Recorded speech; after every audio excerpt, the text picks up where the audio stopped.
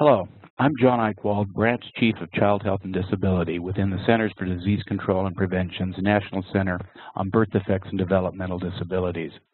I'm going to provide you with information today about early hearing detection and intervention, or EHDI, family of profiles developed through IHE's Quality Research and Public Health domain. As background information, the CDC reports that 2 to 3 babies per 1,000 are born deaf or hard of hearing. When left undetected, a hearing loss can be a serious obstacle to optimal development and education, including language acquisition in children. The early hearing detection and provision of timely and appropriate interventions provides a strong foundation for deaf and hard of hearing babies to reach their full potential and help them enjoy equal opportunities in society along all other children. The World Health Organization recommends policy adoption that every baby be screened for hearing loss in all countries and communities.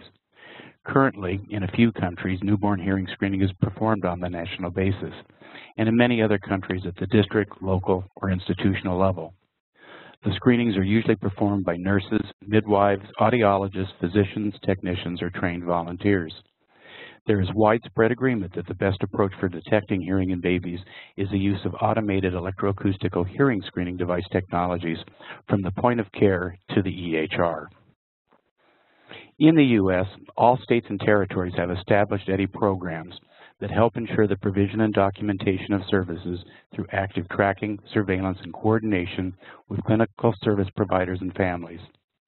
National benchmarks for the EHDI process include screening no later than 1 month of age, diagnostic audiological testing no later than 3 months of age for infants failing screening, and enrollment in early intervention no later than 6 months of age for those infants identified with a hearing loss.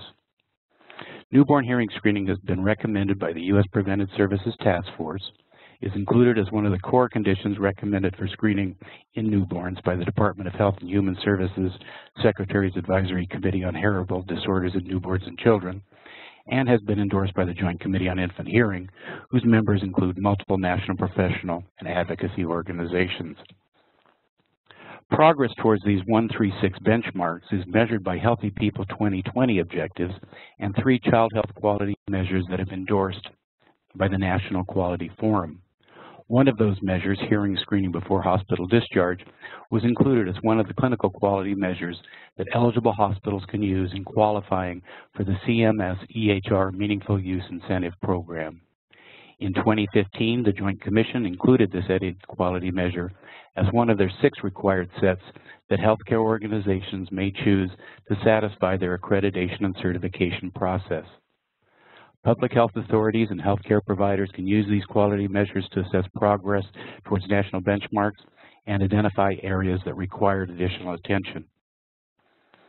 Much of the EHDI work in promoting the use of health information technology to reduce reporting burden and improve the timeliness, accuracy, and quality of data has been involvement with standards development organizations, including the IHE Quality Research and Public Health Committee.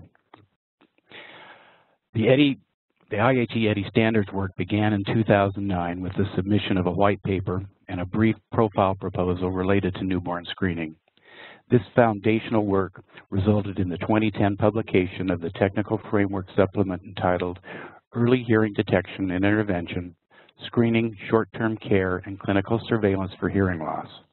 It included an early hearing care plan for providers of care as jurisdictionally directed by the Public Health EHDI program, as well as reporting on quality measures to assure more effective care.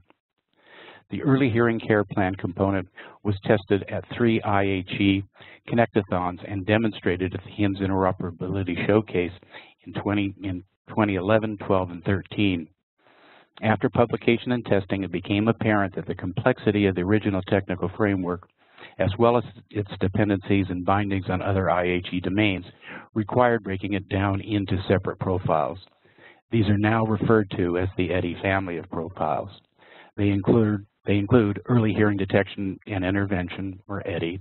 And that profile defines a new hearing plan of care document, which replaces the original early hearing care plan, and defines the message content for hearing screening device to communicate results to a receiving system.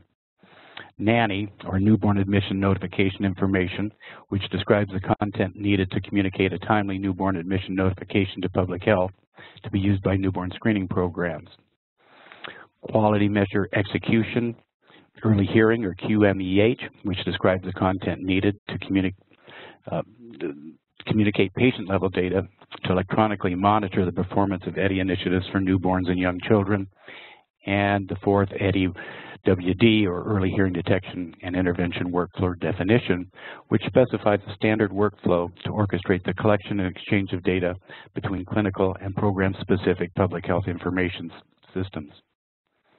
Please take some time and learn more about the EHDI profiles by following the additional links provided in this webinar series, or download the profile specifications available at www.ihe.net. Thank you for listening.